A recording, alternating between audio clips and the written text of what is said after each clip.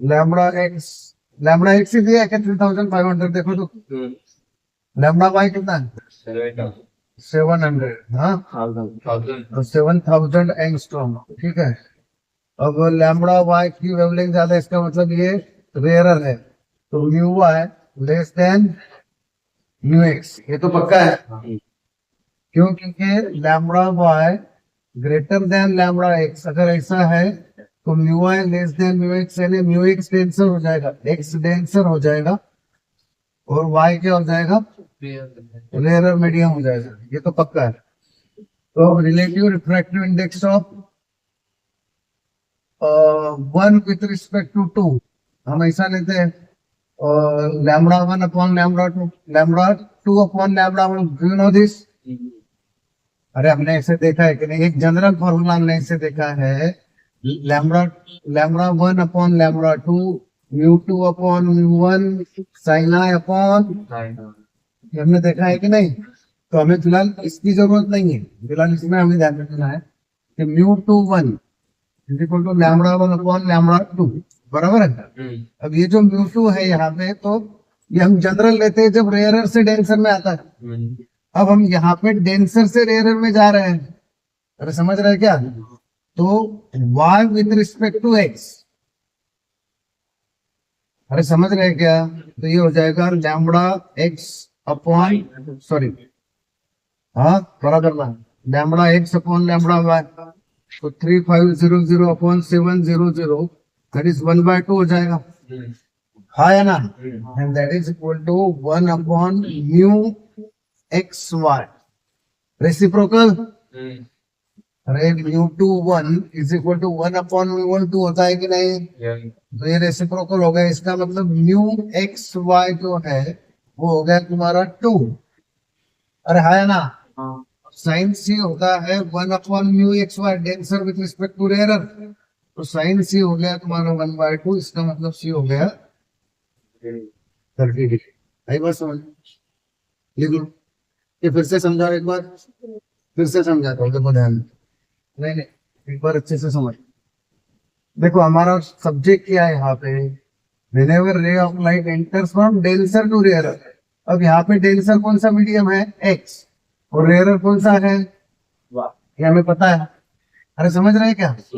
अब डेंसर की absolute refractive index mu x मान लो, वेवलेंथ लैम्बडा एक्स मान लो, रेयरर की रिफ्रैक्टिव इंडेक्स म्यू वाई मान लो, वेवलेंथ लैम्बडा वाई मान लो। अब जब ray of light enters from denser to rarer, तो it moves away from normal, ये हो गया तुम्हारा आई, ये हो गया तुम्हारा आर, अरे है ना, अरे है ना? इसको टेम्पररी हम बोल देते हैं म्यू 1 लैम्बडा 1, इसको बोल देते हैं म्यू 2 लैम्बडा, सिर्फ कंसेप्ट समझना है, रट्टा मारने की कोई जरूरत नहीं। तो अगर ऐसा है तो हम क्या करते हैं, mu 1 sine i is equal to mu 2 sine r, ऐसा लिखते हैं। म्यू 1 साइन आई जिस मीडियम में एंगल ऑफ इंसिडेंस है वो, और रिफ्रैक्शन होने के बाद म्यू 2 में गया, तो आर भी उसी में है, तो म्यू 2 साइन आर, तो mu 1 sine are is equal to mu 2 sine r, ये जनरल फॉर्मूला है, अरे समझ रहे हैं क्या?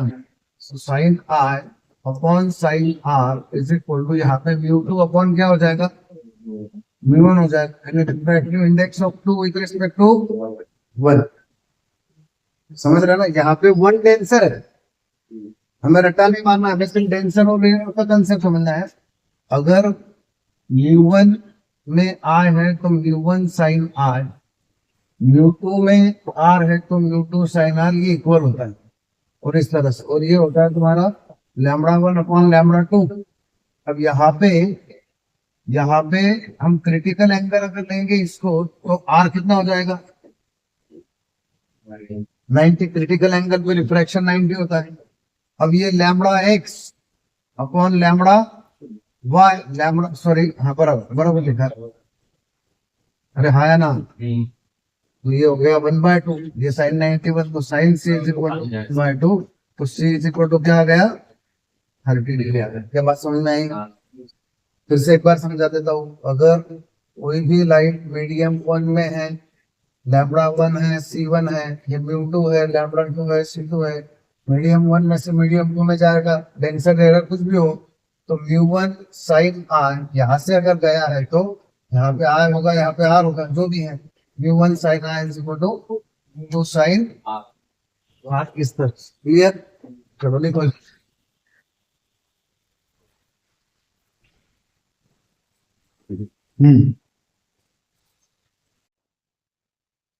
आगे बढ़े क्या?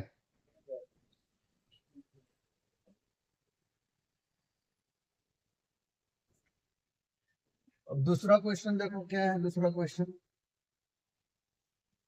एक plane glass slab is kept over the coloured letters. Coloured letters है, उसके ऊपर क्या रखा है? एक प्लेन ग्लास स्लैब रखा है। यहाँ पे कलर्ड लेटर्स है, यहाँ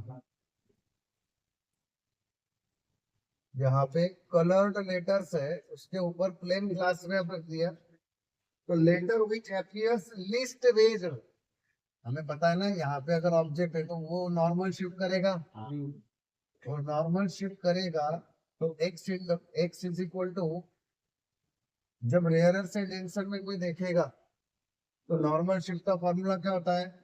x is equal to p into bracket 1 minus 1 upon, ऐसा होता है कि नहीं? अब यहाँ पे अलग अलग कलर है तो सबसे ज्यादा वेवलेंथ तो जो होती है रेड की होती है कि नहीं? तो रेड की वेवलेंथ अगर सबसे ज्यादा है तो रिफ्रैक्टिव इंडेक्स सबसे कम रेड की होगी। और जिसकी रिफ्रैक्टिव इंडेक्स सबसे कम, इसका मतलब ये सबसे मिनिमम। अगर डिनोमिनेटर मिनिमम हुआ तो ये चीज मैक्सिमम हो जाएगी। अरे डिनोमिनेटर मिनिमम हुआ तो 1 अपॉन मिनिमम मैक्सिमम हो जाएगा। अब 1 में से मैक्सिमम सब्ट्रैक्शन होगा तो ये भी क्या हो जाएगा?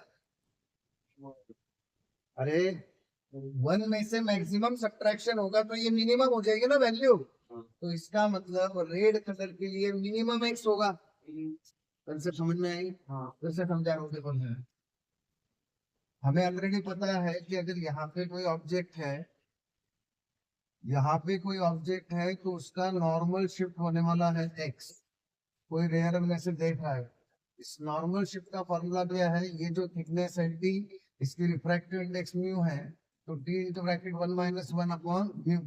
अब हमें देखना क्या है यहाँ पे कि कलर अलग अलग है, तो हमें पता है कि lambda red is greater than lambda violet. तो जिसकी वेवलेंथ ज्यादा उसकी रिफ्रैक्टिव इंडेक्स सबसे कम होती है। अब रिफ्रैक्टिव इंडेक्स सबसे कम, इसका मतलब रेड के लिए रिफ्रैक्टिव इंडेक्स मिनिमम है, मिनिमम फॉर रेड। अगर डिनोमिनेटर मिनिमम हुआ तो ये वैल्यू मैक्सिमम हो जाएगी। अब 1 में से मैक्सिमम सब्ट्रैक्शन होने का मतलब है कि ये पूरी वैल्यू क्या हो जाएगी? मिनिमम। इसका मतलब रेड कलर के लिए मिनिमम शिफ्टिंग होगी ऊपर। बात समझ में कि नहीं? क्वेश्चन क्या पूछा है? The letter which appears least raised, जो सबसे कम ऊपर आया है ऐसा कौन सा कलर होगा? क्या बात समझ में आएगी?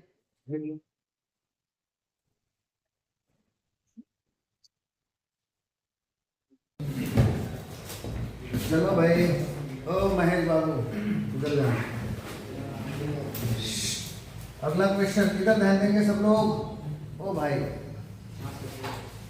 N object is placed 20 centimetre distance above the surface of A lake. इधर ध्यान देंगे, हमारे पास एक लेक है, ठीक है? ये जो लेक है, लेक लेक हमारे पास दिया हुआ है। An object is kept at a distance of 24 centimetre above the surface of lake. Surface of lake के ऊपर 24 सेंटीमीटर पे ऑब्जेक्ट है, एक्चुअल डेप्थ, ठीक है? If water has a refractive index of 4/3, water की रिफ्रैक्टिव इंडेक्स 4/3 है,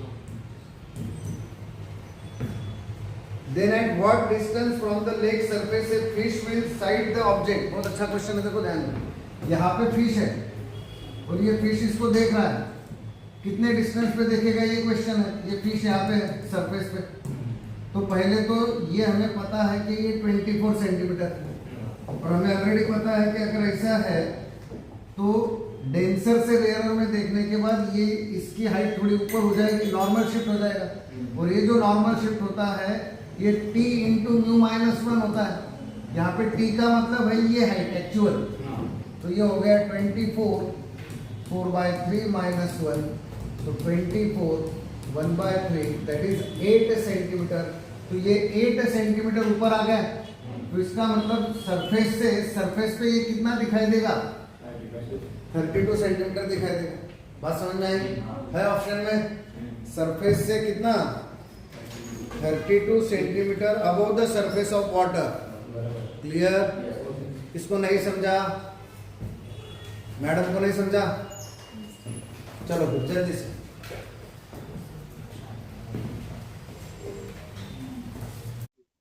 next question, which of the following is used in optical fibres? बोलो भाई। टोटल इंटरनल रिफ्लेक्शन, बराबर है कि नहीं? अभी नेक्स्ट क्वेश्चन देख लो। नेक्स्ट क्वेश्चन में ये कहा गया है, इस तरह के एक डायग्राम है, चलो ध्यान देंगे भाई। और ये यहाँ पे नॉर्मल ड्रॉ करेंगे तो ये 45 डिग्री एंगल पे इंसिडेंस हो रहा है, और ये इस तरह से रिटर्न जा रहा है, ऐसी फिगर दी हुई है। ठीक है, क्या अमन क्या बोल रहा है? वो भाई चमन में देखना है क्या डॉक्टर अरशद? अभी ज्ञान मत बांट रहे, अभी टाइम है, अभी बहुत टाइम है। अभी तो सिर्फ ये देख कि लाइन कैसे मारनी और लाइन कैसे जाएगी, सिर्फ इतना देखना है, इंसिडेंस रे और रिफ्रैक्टेड रे। ठीक है, अब देखो, a ray of light incident perpendicular to one of the face of 90 degree prism। ठीक है, टोटल इंटरनल रिफ्लेक्शन हो रहा है, एंगल ऑफ रिफ्लेक्शन लिया है और रिफ्रैक्टिव इंडेक्स पूछा है। Angle of reflection is 45 degree और रिफ्रैक्टिव इंडेक्स पूछा है, तो कुछ नहीं इसमें तब sine C is equal to 1/μ के नहीं, और ये 45 ऑलरेडी दे दिया हमें, क्योंकि टोटल इंटरनल रिफ्लेक्शन के लिए कंडीशन है कि, देखो ध्यान दो, टोटल इंटरनल रिफ्लेक्शन के लिए कंडीशन है कि आई मस्ट बी ग्रेटर देन क्या? अरे भाई, टोटल इंटरनल रिफ्लेक्शन हो रहा है कि नहीं यहाँ पे? ये कब हो सकता है? जब angle of incidence greater than, इसका मतलब sine I must be greater than sine C. हाँ या ना? साइन आई यहाँ पे कितना दिया है? आई 45 डिग्री। साइन सी यानी क्या? 1/μ। Sine 45 1/√2 greater than 1/μ। जब इसका रेसिप्रोकल लेंगे तो √2 लेस देन म्यू हो जाएगा, इसका मतलब म्यू ग्रेटर देन। बात समझ में आई कि नहीं? आई ग्रेटर देन सी होगा तो, ओ भाई इधर देख रहे भाई, आई ग्रेटर देन सी होगा तो टोटल इंटरनल रिफ्लेक्शन होगा। आई ग्रेटर देन सी का मतलब हम दोनों साइड को साइन एंगल ले लेंगे। यहाँ पे angle of incidence greater then 45 degree दिया है, और ये हमें ऑलरेडी पता है, साइन 45 1/√2 ग्रेटर देन 1/μ, तो रेसिप्रोकल जब लेंगे तो ये ग्रेटर देन की साइन रिवर्स हो जाएगी, तो √2 लेस देन मैंने आंसर आ गया म्यू ग्रेटर देन। समझ में आई बात?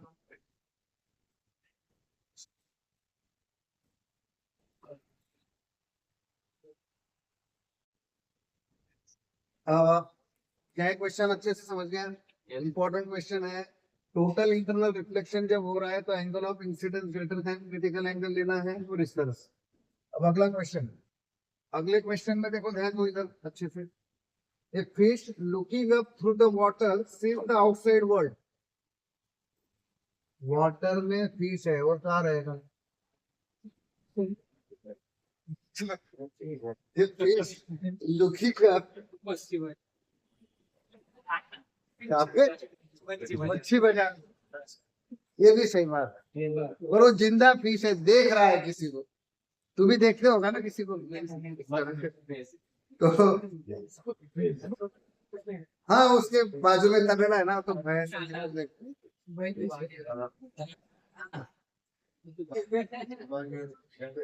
A fish looking up through the water sees the outside world contained in a circular horizon।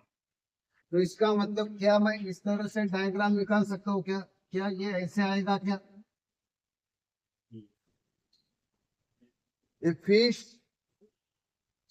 in a tank sees the outside world in a circular horizon। इसका मतलब ये H है, ये R है, अरे हाँ या ना?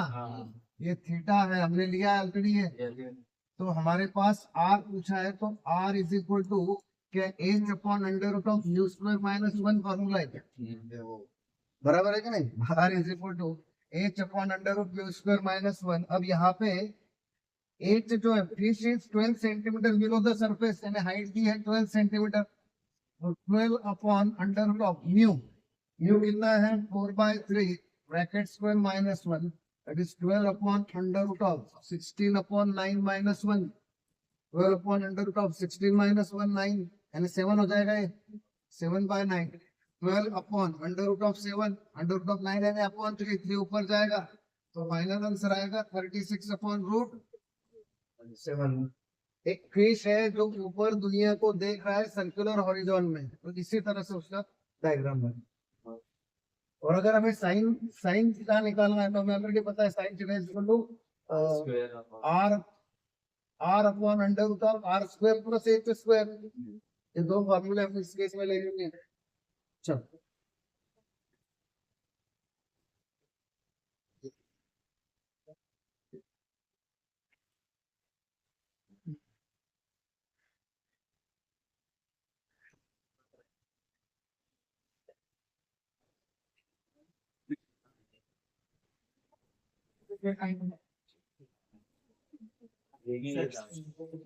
अगला क्वेश्चन अच्छा है, देखो ध्यान, कीप साइलेंस, इधर ध्यान देंगे। अभी हमारे पास एक पाइपलाइन दी है, अब इस पाइपलाइन में एक वे ऑफ लाइट है। ये क्या कहा है, ट्रांसपेरेंट सॉलिड सिलेंड्रिकल रॉड जिसका रिफ्रैक्टिव इंडेक्स 2/√3 है। रिफ्रैक्टिव इंडेक्स 2/√3, ध्यान देंगे, transparent solid cylindrical rod, refractive index 2/3, it is surrounded by air, बाहर एयर है, यानी रिफ्रैक्टिव इंडेक्स 1 हो जाएगा बाहर का। रेयर मीडियम का रिफ्रैक्टिव इंडेक्स कितना, 1, और ये डेंसर मीडियम का रिफ्रैक्टिव इंडेक्स है। It is surrounded by air. Y is incident at the midpoint of one end of the rod. ये midpoint है, ये तो प्लेन हो गया, midpoint है, ये नॉर्मल हो गई, ये नॉर्मल हो गई। यहाँ पे midpoint पे इंसिडेंट हो रहा है लाइट, तो ये हो गया तुम्हारा एंगल ऑफ इंसिडेंस, रे ऑफ लाइट इंसिडेंट हुआ। अब ये नॉर्मल है, अब ये यहाँ से इस तरह से जाएगा, अरे समझ रहे क्या, ये हो गया angle of, angle made by refracted ray with normal angle of refraction, और ये यहाँ पे सरफेस को ग्रेज करके जा रहा है, ग्रेज करके, तो हम यहाँ पे नॉर्मल ड्रॉ करेंगे। ये तभी हो सकता है जब ये क्रिटिकल एंगल हो। अरे है ना, क्या फिगर समझ में आ गई? तो इसको हम फिर से आर डैश ले लेते हैं। अरे क्लियर हुआ क्या? एक सॉलिड सिलेंड्रिकल रॉड है जिसके मिड पॉइंट पे वन एंड पे एक रे इंसिडेंट हो रहा है, उसका रिफ्रैक्शन होगा और वो ग्रेस कर देगा सरफेस को। और हमें क्या पूछा है, इंसिडेंट एंगल थीटा पूछा है, इसको थीटा दिया हुआ है, ठीक है, थीटा थीटा ही लेंगे। तो ये थीटा एंगल हमें पूछा है, क्या इतना क्लियर है क्वेश्चन? अब थीटा एंगल पूछा है हमें, तो हम क्या करेंगे, यहाँ पे कुछ चीजें ध्यान में लेंगे। पहले तो ये ऊपर वाला पोर्शन समझते हैं,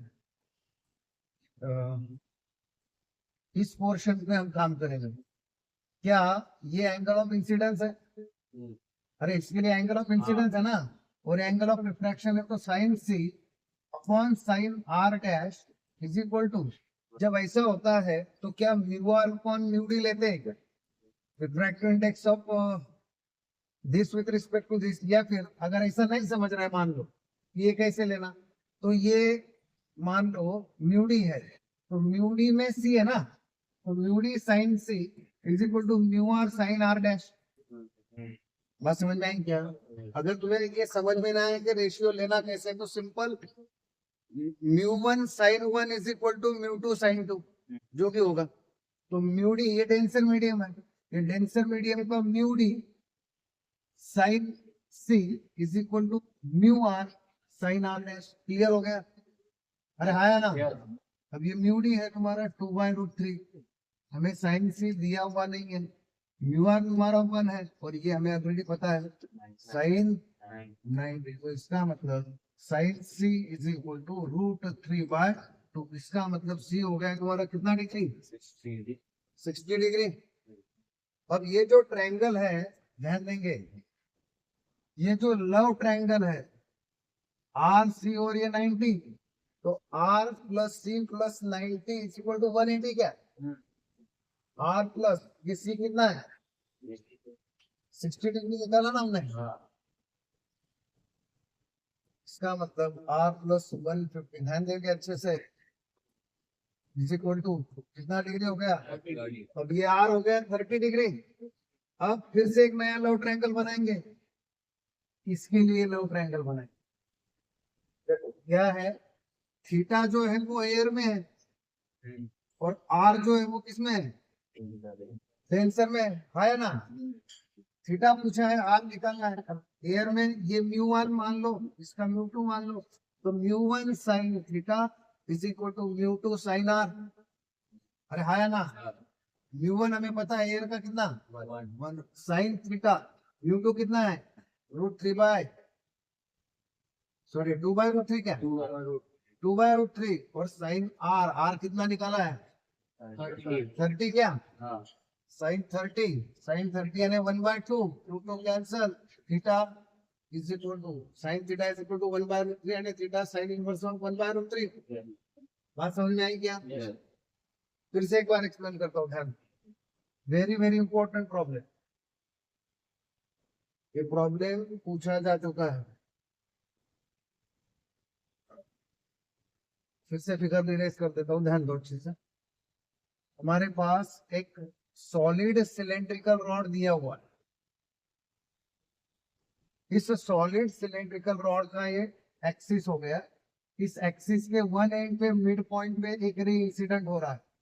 इंसिडेंट रे नॉर्मल से जो एंगल बनाएगा वो थीटा दिया है, यहाँ पे इसका नॉर्मल, अब ये रेयरर से डेंसर में जा रहा है, अरे है ना, ये रेयरर है μ1 और इसको हम μ2 मान लेंगे, तो रेयरर से जब डेंसर में जाएगा तो वो नॉर्मल की तरफ झुकेगा, तो ये नॉर्मल की तरफ झुका, और यहाँ पे एक नॉर्मल ड्रॉ करेंगे, यहाँ पे ये क्या हो गया, ये यहाँ पे ग्रेज कर रहा है, इस तरह का डायग्राम है। ये एंगल ऑफ इंसिडेंस है, तो ये हो गया एंगल ऑफ रिफ्रैक्शन, ये 90 डिग्री हो जाएगा, ये हो जाएगा क्रिटिकल एंगल, ये आर डैश मान लो, यह भी कितना हो जाएगा 90 डिग्री। बात समझ में आई कि नहीं? यहाँ पे 3 स्टेप है, एक पहले यहाँ पे कंसिडर करना है, दूसरा यहाँ पे करना और तीसरा यहाँ पे करना है। बात समझ में आई क्या? पहले हम इसके लिए क्या करेंगे, साइन आर, यानी अभी यहाँ पे ये ऊपर वाला भी μ1 है, तो μ2 sine C, μ2 sine C is equal to μ1 sine, अरे हाँ है ना, तो μ2 तो तुम्हारा दिया है 2/√3, साइन सी इसे हमें पता नहीं है, ये तुम्हारा कितना है 1, ये कितना है sine C is equal to √3/2 यानी सी हो गया तुम्हारा 60 डिग्री। और ये जो ट्रायंगल है R plus C plus 90 is equal to 180, R plus 60,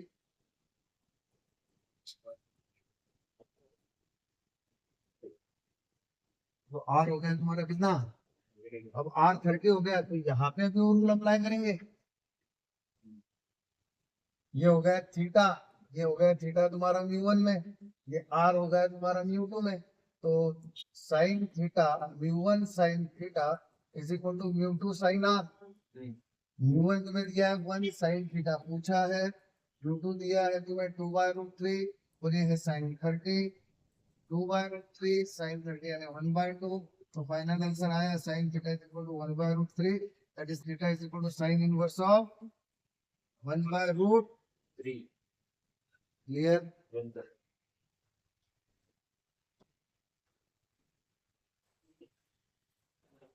चलो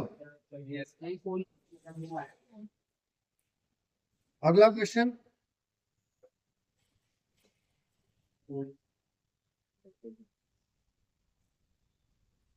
उसी तरह का क्वेश्चन है, तुमको ध्यान दो, कम टू द पॉइंट। एक टैंक दिया हुआ है, टेंसर सरफेस है, ग्लास मान लो, ग्लास स्लैब में रे ऑफ लाइट एंट्री कर रहा है एयर में से। ओ भाई इधर देखना, क्या गोबर गैस बेचना है क्या? इंजीनियर बनने का है। हाँ, गोबर गैस प्लांट ओपन कर सकता है इंजीनियर बनने के बाद। हाँ, तो ये है रे of light incident on a glass slab. इसकी रिफ्रैक्टिव इंडेक्स म्यू दी हुई है। अब ये यहाँ पे अगर ग्लास स्लैब नहीं आता तो ये सीधा जाता। अभी रेयरर से डेंसर में जा रहा है, इसका मतलब ये क्या करेगा? बेंड टुवर्ड्स नॉर्मल, नॉर्मल की तरफ झुकेगा। और ये इस तरह से आया है और बाद में बोला है कि minimum refractive index needed for the total internal reflection eight vertical surface. यहाँ से क्या होना चाहिए उसका? टोटल इंटरनल रिफ्लेक्शन होना चाहिए।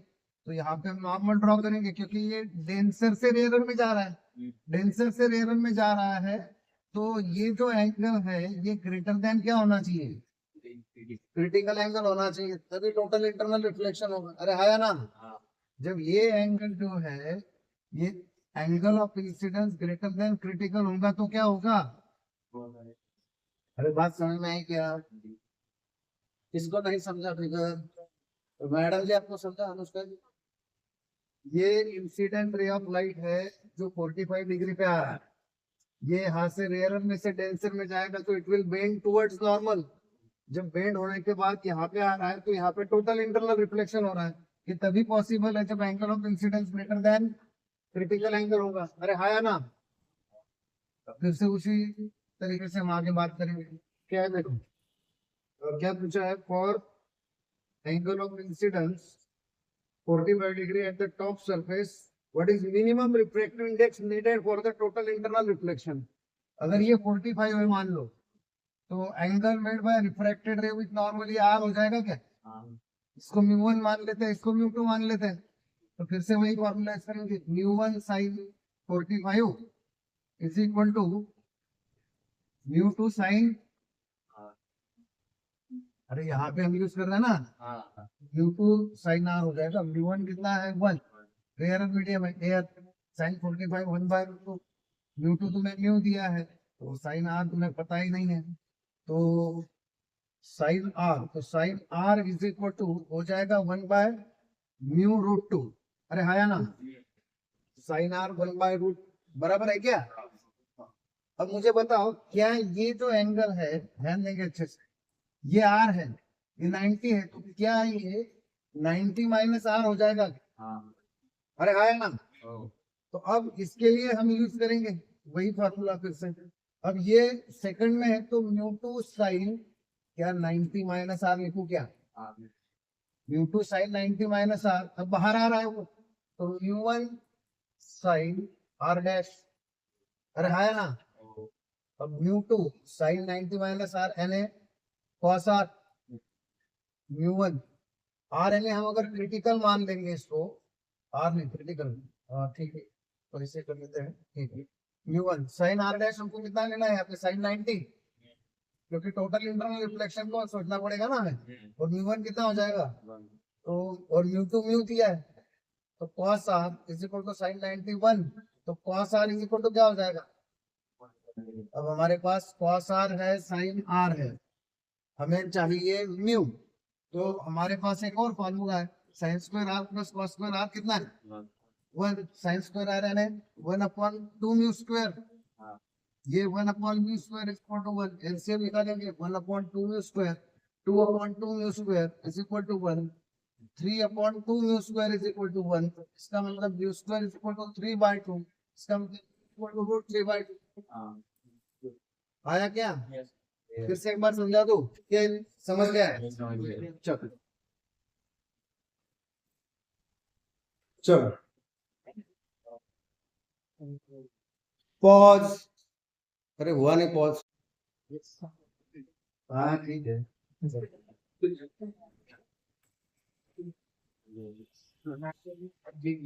हाँ हाँ, Nashik is big.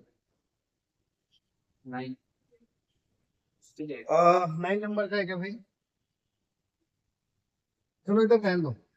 A light travels a distance x in time t1 second. देखो लाइट जो है एयर में, इधर ध्यान देंगे, लाइट एयर में एक्स इतना डिस्टेंस ट्रेवल कर रहा है t1 इतने टाइम में, तो इसका मतलब स्पीड ऑफ लाइट हुआ डिस्टेंस अपॉन टाइम, तो डिस्टेंस हो गया ct1।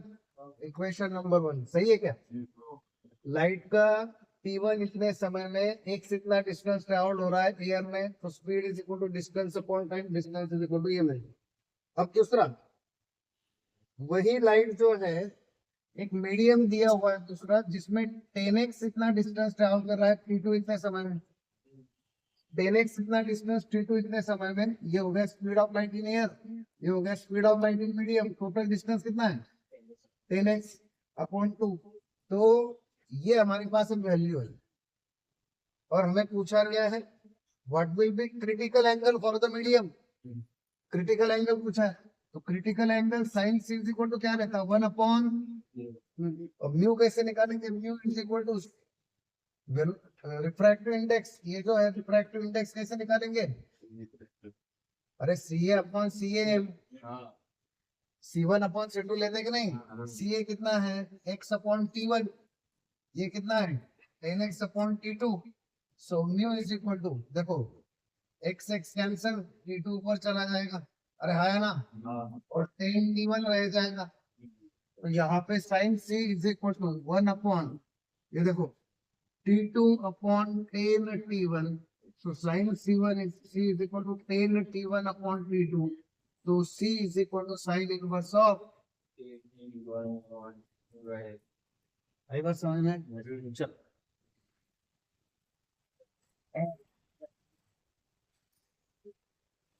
ओ अल्लू अर्जुन, समझ में, जय जय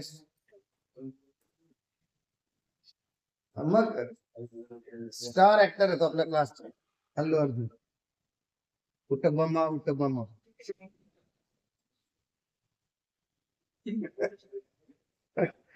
गुटकुर करा है।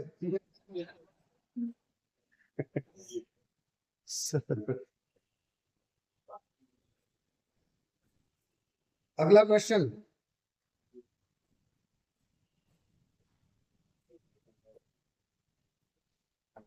a fish looking from within the water sees the outside world through a circular horizon, ये तो फिर से वही क्वेश्चन आ गया, what will be the radius of circular horizon, बराबर है क्या, तो क्या ही है, फिश कितना नीचे है 7 √7 सेंटीमीटर, यानी हाइट मिल गई है, अरे हाँ ना, और हमें रेडियस पूछा है, तो क्या ही फॉर्मूला है h upon under root mu square minus 1, क्या म्यू दिया है, वाटर दिया है, तो fish is below the surface of water, what will be the radius of circular horizon, तो h दिया है ना, तो वाटर की तो रिफ्रैक्टिव इंडेक्स एक्चुअली अभी पता होनी चाहिए क्या ही होगी, वाटर की क्या होती मालूम है क्या, रिफ्रैक्टिव इंडेक्स ऑफ वाटर 1.33 शायद 1.5 है क्या, मतलब फिर हो गया ना, ये अंडर रूट 7 अपॉन 1.5, अगर ये 1.5 है तो इसका मतलब 3/2 है, 3/2 है ना, 9/4 माइनस 1, अरे आया ना, तो under root of 7 upon under root of ये 9 माइनस 4 यानी 5, और ये अपॉन 2 हो जाएगा, तो नहीं आ रहा है ना पर आंसर वैसे, अंडर रूट 7/5 इक्वल टू, क्या नहीं दिया है,